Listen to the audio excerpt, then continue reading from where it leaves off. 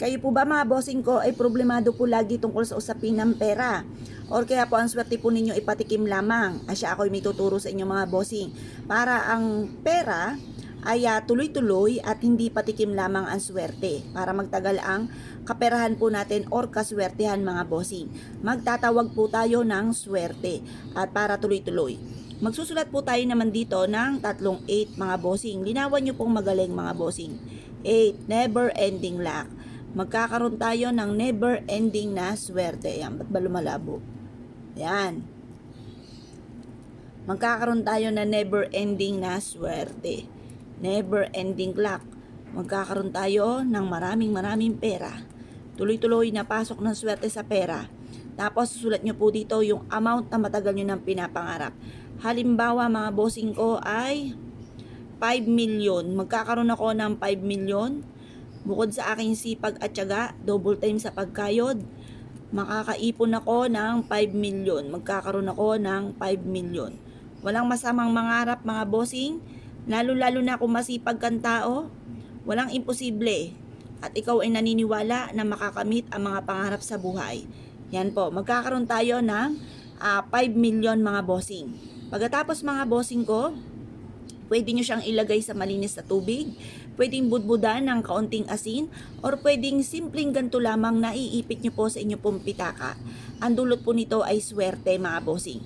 Pwede rin naman na ilagay nyo ito sa isang pouch, tapos lagyan ng konting asin at isabit sa inyo pong main door or sa inyo pong bintana. Pagkatapos, i-mindset nyo na matapos nyo po itong gawin na makakamit nyo lahat ang mga pangarap po ninyo bukod po sa sipag at tiyaga at pananalig sa mahal na Panginoon.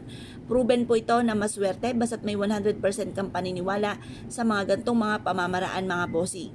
Ngayon pa mga bossing, kung kayo po isa sa mga naniniwala sa mga gantong mga pamamaraan, ay mas mainam mga bossing ko na maging positibo po kayo. Alisin ang mga negatibong isipin, yung mga negatibo na nagaganap sa buhay po natin ay ipagdadasal ng taimtim at yan po mga bossing ko yung makakatulong upang sa ganon kayo po higit na makatrak na swerte at mag-goodbye na kayo sa mga problema. At saka yung pangarap natin, yun ang lagi-lagi nating sasabihin. Halimbawa po, yayaman ako at magiging matagumpay. Ganyan po mga bossing, kahit nasaan ka man. Ako po mga bossing, basta't biglang pumasok sa isipan ko, kahit ako'y nakaupo sa trono, lagi ko po sinasabi, yaman ako at magiging matagumpay. Yan po ay magaganap. Huwag ka lang maiinip, basta sipagan nyo lamang, iwaksin nyo muna sa isipan nyo na kailan kaya darating yan. Basta sipag lang po ng sipag mga bossing, makakamit nyo po yan mga bossing. Walang imposible sa mga taong masisipag at madidiskarte at hindi nakakalimot magdasal.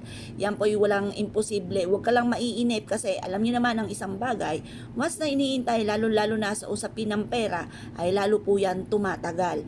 Huwag niyo hintayin, kalmado ka lamang, ipagpasa Diyos niyo at lagi niyo po sasabihin na nakatunghay ang mahal na Panginoon, di ako pababayaan, magiging okay lahat, magiging matagumpay ako sa buhay at magiging matagumpay po kayo. Soon, huwag lang kayo maiinip mga bossing. Yan ang pera mga bossing ko, halimbawa ikaw ay mananaya, gusto mo magkaroon ng pera, yan ay parang tukso, lalong nananadya po yan kapag gusto po ninyo. Kaya kalmado ka lamang, pero gumawa ng mga pamamaraan para maging matagumpay, kagaya ng sipag at tiyaga at double time sa pagkayod. Kaya kung kayo pinaniniwala mga bossing, ay siya, good luck po sa inyo po lahat.